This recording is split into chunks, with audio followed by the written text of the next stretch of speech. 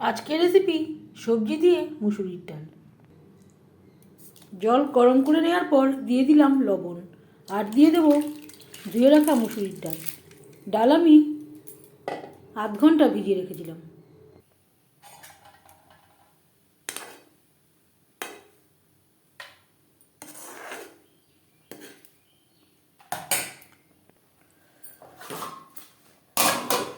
গ্যাসের ফ্লেমটাকে লোতে করে দিয়ে ঢাকনা চাপা দিয়ে রান্না করব। ডাল সেদ্ধ হয়ে গেছে। কড়াইতে দিয়ে দেবো 5 ফোড়ন শুকনো লঙ্কা আর দিয়ে দেবো পেঁয়াজ, কাঁচা লঙ্কা, হলুদের গুঁড়ো, স্বাদ মতো লবণ, দিয়ে দেবো সবজি ভেজে আর দিয়ে দিয়েছি ধনেপাতা। ডাল রেডি।